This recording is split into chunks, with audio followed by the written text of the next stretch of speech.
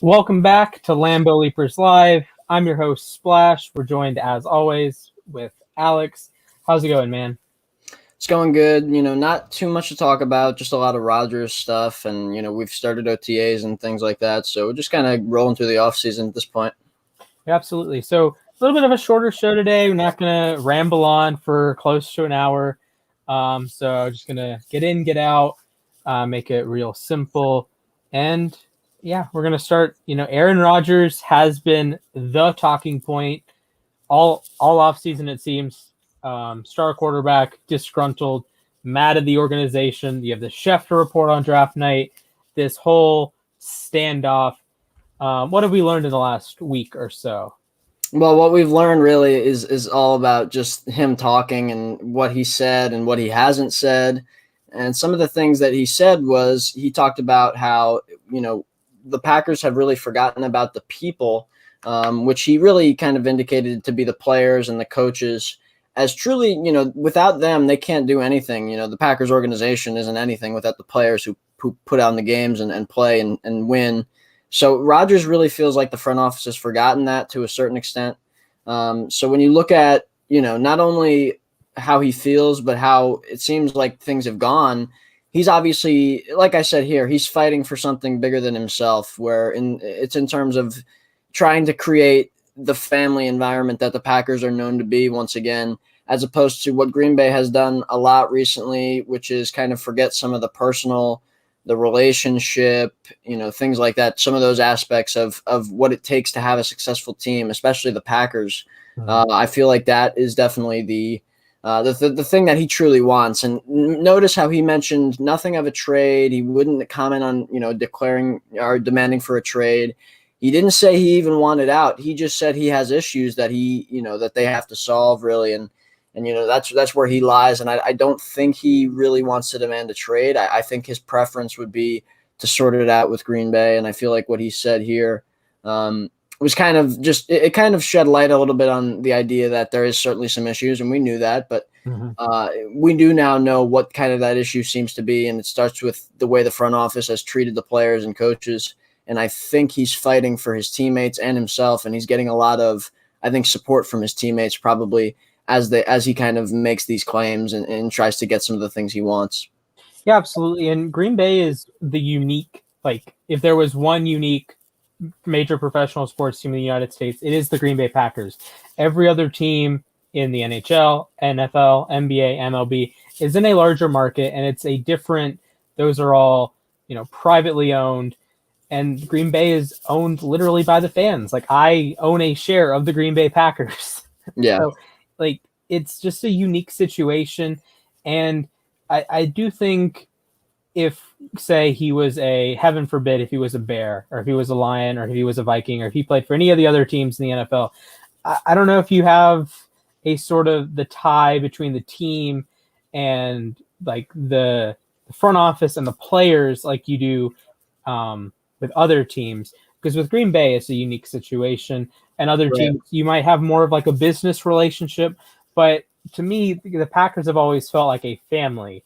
It's like the 70s Pirates. It's a family thing, that it's like you're every game, every practice is like you're meeting for a family reunion. Other teams, it's like a business meeting, and I think that's something that makes the Packers unique, and that's something that the Packers have to acknowledge, that even Aaron Rodgers isn't necessarily the most extroverted person and doesn't really talk to his family from everything that I've heard, but he does like to be treated well by the organization. He does like to see, I would imagine, his friends in the locker room be treated well by the organization as well.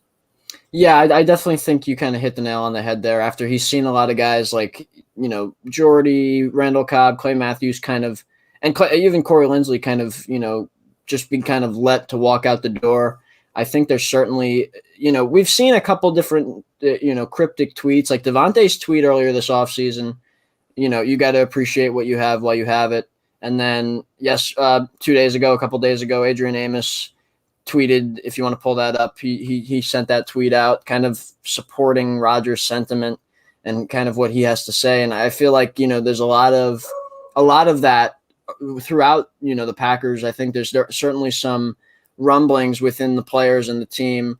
I think there's certainly a level of you look at Brian Gutekunst. I think there's certainly some kind of level of where there's a player mentality that they're not being respected well enough. And I think Rodgers has some guys behind him there, as you showed in that graphic of how there's 5 receivers that we see that, and it's not just 5 different players that are friends with Rodgers. It is his 5 receivers, his top 5 guys that aren't in the building for these voluntary OTAs, which, every year prior, a lot of these guys are going, and some of these guys are younger and certainly have room to, room to improve and room to show what they can do.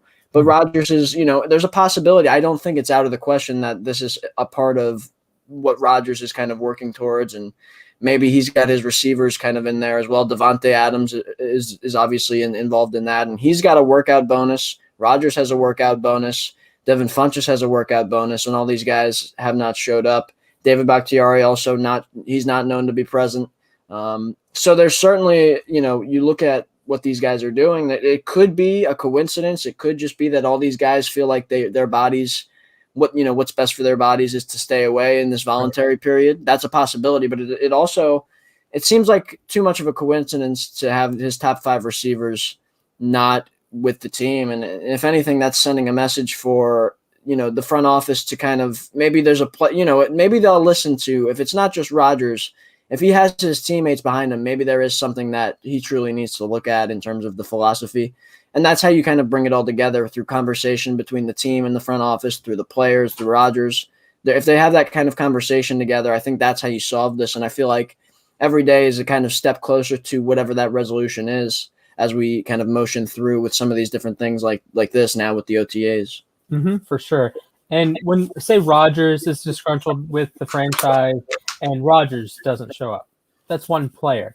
But when you have Rodgers plus the top 5 receivers plus Bakhtiari, and you just think from a financials perspective, how much money you have invested in that 7, with Rodgers, Adams, Bakhtiari being all pro guys and receivers being one of the higher paid positions, that's a lot of money that's just not showing up to practice. And I don't really usually look in too much at these voluntary OTAs, like who shows up, who doesn't show up, because it's a preference and they're voluntary. You don't have to go.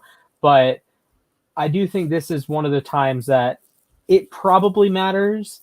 And I think Green Bay is going to look at itself in the mirror and say, we need to treat our guys better, reassess what they're doing, whether that's, I don't know, better facilities, better. I don't know what Green Bay would, or what Aaron Rodgers and co would want in this situation, but whatever they want, I think Green Bay can at least acknowledge our players are unhappy. They want something. What can we do to satisfy our players? Because at the end of the day, you're paying the players, but it's at least with the NFL, they're athletes, but they're also people, right? They're human beings that have needs, they have wants, they have whatever off the field stuff, whatever in the locker room stuff. The Packers have some sort of obligation to, help them out to some degree, at least. I think, yeah, Rodgers definitely feels like, as he's seen guys kind of get, not talked to when they're free agents and just kind of, given no explanation, no chance to make, guys. Like, I remember when Clay Matthews, he was willing to come back on a cheaper deal. So was Randall Cobb. These guys just, like, they didn't get called. The Packers didn't call them. Mm-hmm. Micah Hyde was another one who, guys want to stay in Green Bay because of what Rodgers brings to the table and what, obviously, the winning and the whole organization and the fan base. When you come through Green Bay, especially when you're from here and you get drafted here, mm-hmm. It's such a bond that you don't want to go to another place. And then guys kind of are forced to with no explanation. It's unfortunate a lot of the way that things happen. And I think Rodgers is kind of fed up with I'm not sure exactly how he feels, but I know that he certainly feels like there's ways that the front office could be doing things. Obviously, that all came to a head when he was not told that they were picking a quarterback. That was kind of the last straw, I feel like, with the examples, as I pointed out, of these guys leaving and he's not even getting asked about it. Like, Jordy gets cut. I'm sure, we know he wasn't, consulted. Because if that was the case, Jordy would have stayed. Like all these different guys, he's not consulted on it. Then he gets blindsided with a quarterback pick in the draft, and he was probably like, okay, look, they're obviously, they just don't want to work with me. Like what Brian Gutekunst says? He always says, my door is open. But Rodgers isn't the one who's supposed to go out and go to his office so Brian can tell him that he could pick a quarterback. I mean, Brian has to open Rodgers' door. Brian has to go to Aaron Rodgers and tell him that. And that's the problem. I don't know. Mark Murphy came out today. Well, he didn't come out and say it, but Rob Domofsky reported that Mark Murphy kind of shut down any possibility of firing Brian. So to me, that when you look at that kind of tells you that they're going to keep what they have in the front office. I don't think Rodgers is demanding that Gutekunst gets fired anyway, but I do think that just kind of that confirms what we thought. And they're you have to wonder if it's Mark Murphy because he's been through this multiple times with obviously with Brett Favre, right, and now with Aaron Rodgers, and the communication was bad both times around, and two costly mistakes. This one could be one of the organization's biggest mistakes, if not the biggest mistake it's ever made. If it ends up ultimately leading to Rodgers not playing in Green Bay again. I mean, I don't know. It seems like Murphy is at the forefront of the problem, but I don't know how. Is the board of directors willing to, get together to remove Mark Murphy as president? I mean, I don't know how likely that is. It seems like it could be a possibility, but it just doesn't seem likely. So I'm not sure where they go from here. I know that conversation will probably get it done, but just interesting to see how this is all unfolded. Absolutely. So while on the subject of Aaron Rodgers, I have a question for you. So last week, of course, we did the schedule prediction, and you had the Packers going 15-2 with Rodgers. How many wins do you think the Packers get without Rodgers? I don't even want to put my mind in that space, but assuming no funky trade, it's not like Rodgers for Russell Wilson, because if Russell Wilson was in Green Bay, they're a playoff team, for example. Yeah, I would have to say somewhere around five wins. And I don't know, that's probably a little generous. Just because, they do have a great roster, but if they don't have a good quarterback, it's going to – I mean, this offense is set up to have a guy like Rodgers where he makes so many plays on his own, as we know. Like, I don't know if the Packers go run heavy, I don't know who they're beating, like when, without Rodgers, who wins them games, wins them close games. I mean, he does it all for them. He's so important. It's just hard to even put my mind around that kind of thing. And Matt LaFleur said the same thing. I don't even want to. Of course, it comes to your mind and stuff, but I don't want to truly think about that kind of thing because I feel strongly, and this, and you agree with this, that Rodgers will be back. But I just, I do think that it will be difficult to kind of. It would be difficult no matter what they got back. Even if they got a trade for Russell Wilson or whatever, there's no scenario in which they'd be a better football team after that trade. So that's the way I see it. So we're going to answer Titus this question real quick. Is Aaron staying? I think so. I have a jersey bet on it with Frankie, and Alex certainly thinks so. And one final thing before we wrap it up. I meant to say this on the last show when we were talking Rodgers and Mahomes, but I did want to say that currently I have Rodgers as the best quarterback in the NFL, because he does such a fantastic job of making the excellent throw. Like, think the Mahomes highlight. You guys can just Google Mahomes and you'll find a million of them. But he's also the most turnover reverse quarterback in the history of football. Yes. Like, those two in tandem, that doesn't happen. That doesn't happen. The guys in his ballpark in terms of not turning the ball over are Kaepernick, who doesn't turn the ball over but isn't throwing 50 touchdowns a year like Rodgers probably could with the 17th game. Yeah.